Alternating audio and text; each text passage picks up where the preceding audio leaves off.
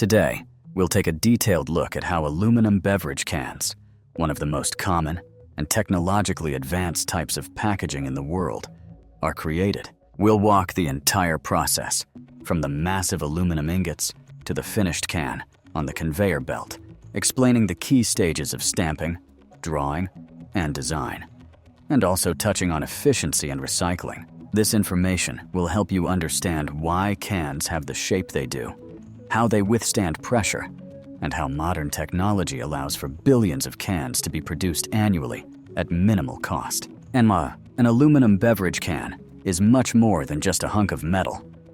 It's the result of decades of engineering research aimed at creating the perfect packaging. It combines incredible lightness and strength, can withstand internal carbon dioxide pressure, reliably protects beverages from light and air, and its production has been automated and efficient enough to produce billions of them annually. But how is this seemingly simple object made? How is a flat sheet of aluminum transformed into a thin-walled, seamless container with a complex geometric shape that won't burst or leak? Behind its familiar design lies a highly precise and rapid technological process, including deep drawing, paper-thin wall finishing, multi-layer coating, and complex neck molding. In this article, we'll follow the entire process of can creation step by step, from the smelting of the metal to the moment it's filled with beverage and the lid is sealed on high-speed bottling lines. You'll learn why aluminum was chosen for this purpose, how every gram of metal is saved without losing strength, and how modern factories close the loop by turning used cans into new ones. The success of the aluminum can as the world's #1 packaging material is predetermined by the unique properties of the metal itself. Aluminum is exceptionally lightweight. Its density is approximately 3 times less than that of steel. This allows for the creation of containers with minimal weight, which is critical for logistics and the environment. At the same time, it is highly ductile, able to undergo deep drawing and deformation without rupture, a key factor in forming can bodies from flat blanks. Aluminum does not rust, but forms a thin oxide film on its surface that protects it from corrosion. It is chemically inert and non-toxic, making it safe for contact with food products. And perhaps most importantly in the modern world, aluminum is 100% recyclable, with virtually no loss of quality, with the remelting process requiring only 5% of the energy required to produce the primary metal. There are 2 main sources of raw material for can production. The first is primary aluminum, obtained by electrolysis from alumina, aluminum oxide. This process is very energy intensive. The second and increasingly important source is secondary aluminum, that is, remelted scrap, primarily used cans themselves and production trimmings. At modern factories, the share of recycled raw materials in the overall cycle is constantly growing. However, cans are not made from pure aluminum, but from specially developed alloys of the 3XX and 5XX series. In addition to aluminum, these alloys contain small additions of magnesium and manganese, usually 1/5. These alloying elements significantly increase the strength of the metal after cold deformation, work hardening, during the drawing process, allowing for thinner can walls while maintaining their rigidity and pressure resistance. At the same time, the alloy maintains the necessary ductility for molding. Thus, the choice of aluminum and its specific alloy is not a coincidence, but a careful engineering calculation that allows us to create packaging that is simultaneously thin, strong, and suitable for endless recycling. The can-making process begins with turning an aluminum ingot into a thin sheet suitable for stamping. The ingots, which can weigh several tons, are first heated and then rolled successively on powerful mills. First hot to an intermediate thickness and then rolled. Cold rolling is a critical step, not only achieving the required metal thickness, usually around 0.25–0.30 millimeters for the future can walls, but also improving its mechanical properties, increasing strength and structural homogeneity. The resulting aluminum coil, or strip, up to 1 meter wide and several kilometers long, undergoes annealing, controlled heating to relieve internal stresses and restore the ductility lost during cold deformation. A special lubricating and protective coating is applied to the strip's surface facilitating subsequent stamping and protecting the metal from scratches. The next step is to fabricate blanks for future cans from this sheet. The roll is placed on an uncoiler and fed into a high-speed press knife, which, at several hundred strokes per minute, cuts perfectly round discs, known as circles, from the moving strip. Each circle represents a future can. Cutting efficiency is crucial here. Engineers strive to arrange the circles on the sheet with minimal gaps to reduce metal waste to zero. The strip scraps are immediately remelted. The resulting aluminum discs are sent to the first forming operation. They are placed in a powerful press equipped with a punch and die. The punch presses the disc, forcing it into the die opening.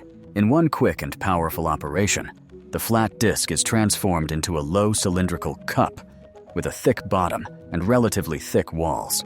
This cup, already resembling a tiny topless can, is the primary blank. Its most important characteristic is perfect symmetry and the absence of the slightest folds or defects, since any flaws at this stage will only worsen during subsequent, even more intense deformations. At this stage, the future characteristics of the can are already determined. The precise thickness of the original sheet metal determines the uniformity of the walls. The quality of the lubricant ensures the absence of burrs during stamping. Even the temperature in the workshop is controlled to ensure the metal's properties remain stable. The presses themselves operate with incredible precision. The gap between the punch and die is fractions of a millimeter, and the force is measured in hundreds of tons. After punching an initial drawing, the blanks undergo random inspection. Their geometry, base thickness, and the absence of micro cracks are checked. Only perfect cups are sent on to the body-forming line. This preparatory but fundamental stage, where thousands of identical embryonic cans are born from a featureless roll, completely ready to be literally drawn into a thin-walled and durable structure, capable of storing beverages under pressure for years. Without the impeccable quality of the blanks, all subsequent high-speed operations would be impossible. Once the initial blank, the thick-walled cup, is produced, the key and most technologically complex stage of can production begins, the wall-thinning drawing process, known as drawn and wall ironing, DWI. This process transforms the short cylinder into a tall, thin-walled, and incredibly strong body. The process is performed on a high-speed line, where blanks, one after another, pass through a series of specialized presses at a rate of up to 400 per minute. The process begins with the cup being positioned over the first die, a ring-shaped die with a precisely calibrated opening. A long punch, pulling rod, slightly smaller in diameter than the inner diameter of the cup, rises from below. It grips the base of the blank and, with tremendous force and speed, pushes it through the narrowing die opening. At this point, magic happens. The walls of the blank clamped between the punch and the die do not rupture, but are instead stretched lengthwise and simultaneously thinned by the enormous pressure. The bottom of the cup, which the punch holds, undergoes virtually no deformation and retains its original thickness, approximately forming a strong and stable bottom for the future can. Importantly, at this point, lubricant is present between the metal and the tool, residue from the previous step, as well as special process fluids injected into the deformation zone. They prevent scuffing, overheating, and welding of aluminum to the tool steel, but one operation isn't enough. To achieve the desired height and uniform wall thickness, the process is repeated 2 or 3 more times. The blank moves to the next press, where it is forced through a die with an even narrower opening and a longer punch. Each subsequent die has a smaller diameter than the previous one, and each punch is longer. With each pass, the wall thickness decreases, while the height increases. For example, after the first draw, the thickness may be 2 mm after the second, 0.15 mm, and after the third, the target 0.1 mm. Finally, after passing through the last die, the result is the so-called cup, the body of the can, almost at its final height, but still with a smooth, unformed top edge. The thickness of its walls in the middle at this point is an incredible 0.08–0.12 mm, roughly the thickness of several sheets of paper.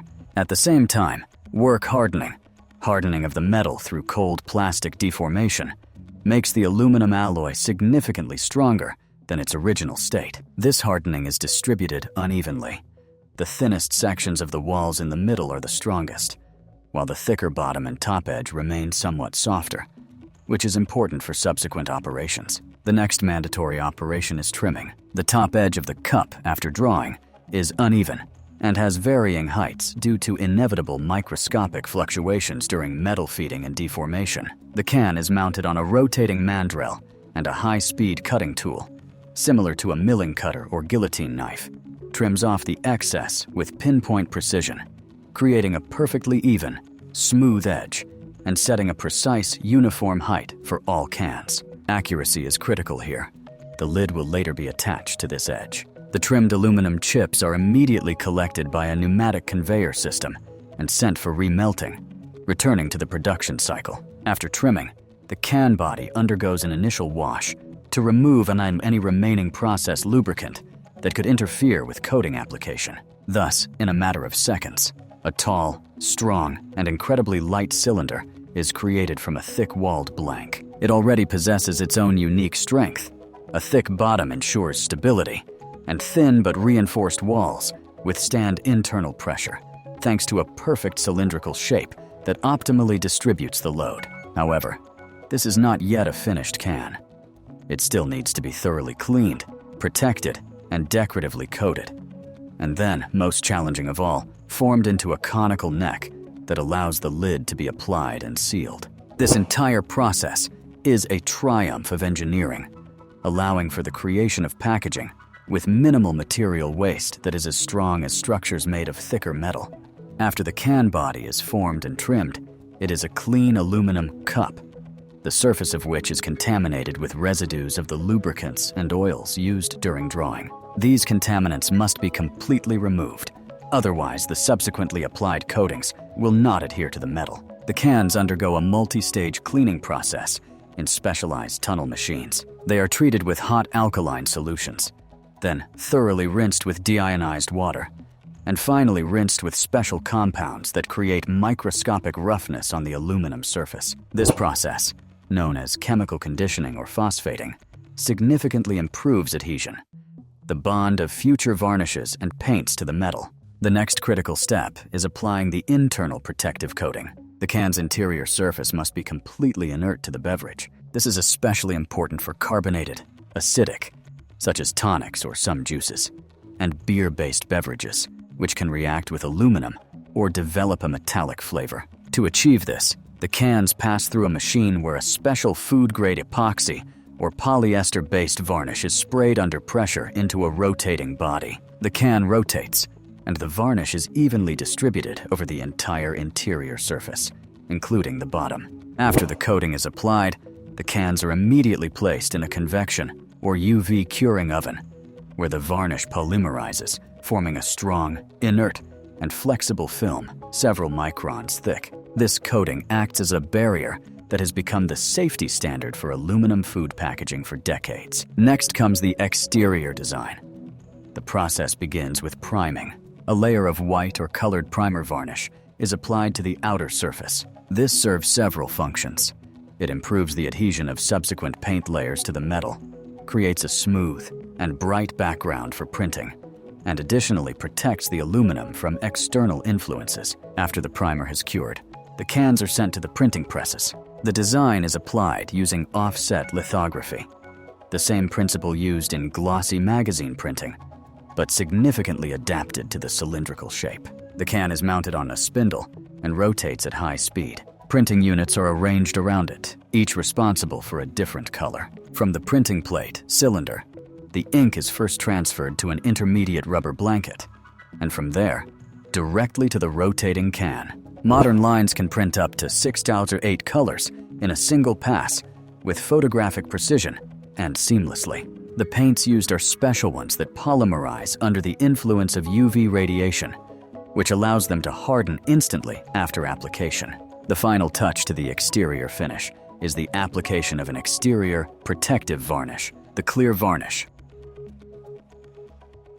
covers the completed color design. Its purpose is to protect the paint from abrasion scratches, and moisture during transportation and storage, as well as to impart the desired gloss level to the surface, ranging from matte to high gloss. After varnishing, the cans are again baked for the final curing of all polymer coatings. As a result of these operations, the plain aluminum cylinder is transformed into a bright, smooth, and durable body of the future can, ready for the next, equally complex stage, forming the neck, where the thin walls must be carefully and uniformly deformed to form a seal with the lid. After coating and printing, the can is a strong, vibrant cylinder with a smooth top edge. However, its shape is still far from conventional. To attach the lid, the top must be formed to a diameter narrower than the body. This process, known as necking and bead forming, is one of the most complex and precise in can manufacturing. Its goal is to create a secure and airtight sealing surface for the lid while minimizing material consumption. If the can's top remained the same diameter as the body, the lid would be too large and heavy, making its production unnecessarily expensive. The process takes place on a high-speed line, where each can passes through several stamping stations. Flaring is a gradual, step-by-step reduction in the diameter of the can's upper body. The can is placed in a special mandrel, and a conical tool is inserted from above to the edge, which, acting on the metal, evenly rolls it inward, forming a cone.